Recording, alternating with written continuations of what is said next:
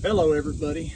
Today I wanted to just make a real quick video. Last week we had to change this hydraulic pump on this combine, and I looked around on YouTube to see if anybody had a video on just how to go about it. And since I couldn't find one, I thought, well, I'm going to make one real quick. So here we go. This is a Gleaner L2, I think a 79 model.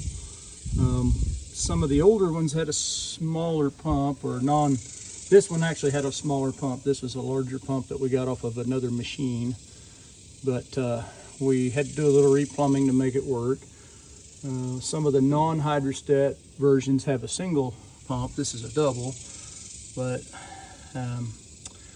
as you can see, it is belt driven from the back side of this plate, and I wasn't sure what we were going to have to do to get it out. There is a little access hole right there that makes this a lot easier. We actually took a single pump off of another machine and then realized it was too small, that did not have that hole. But since the machine had been disassembled, this plate that it's mounted to was loose, so we took the whole thing off the machine. What I found though was that I thought we were going to have to take this plate off, and then I realized, hey, there's a hole right there. So this is the pulley that came off of this pump, which was, sorry for the interruption, I had a phone call.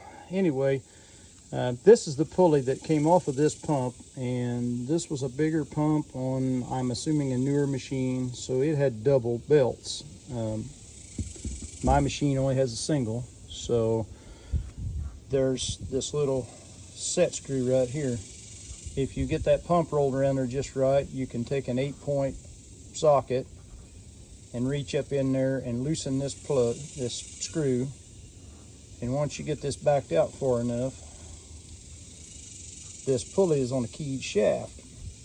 And if you'll take a pry bar, a drivable pry bar that has a metal end on the handle, you can stick it through there, right through that hole, and you can hit that spoke right there, catch that spoke right there, and you can hit it on one side and you can roll it, and you can hit the next one, and hopefully it's not seized up on there and it will just work its way in. You have to be careful because this idler up here, once you take that belt off, that idler will want to drop down and get wedged in there. But if you get that pulley loose, you can take that bolt and that one up behind there loose and slide this pump out. Now, these hoses here, excuse the mess, we've got oil everywhere from a pump that went haywire, but these two hoses are going to be pretty tight on here. You'll probably have to take them loose here and there, and then you'll have these other hoses, or this one was actually a hard line originally, and we had to swap it to a rubber hose. And you can see hoses on the back side, but if you'll take those hoses loose, take a picture of everything, you can take these two bolts out and slide this pump out. And then it probably will take two people to put everything back together. One person will have to hold the pulley on the back side while you slide the pump back in. The whole job really didn't take a whole long time. The biggest part of it was cleaning up the excessive oil that we had everywhere, which you can see we didn't get it all cleaned up, and now we have a mess. But I'm gonna take a power washer to it as soon as we get done cutting our wheat and get rid of all of it. But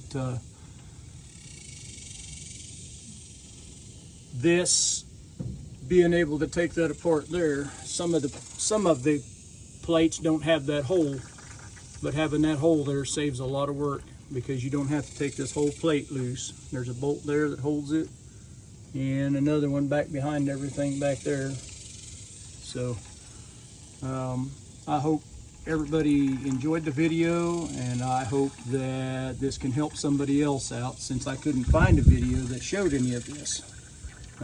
I apologize for not taking video in the process, but we were in the middle of a muddy field trying to get it done so we could get back to work. Anyway, everyone have a good day. Thanks for watching.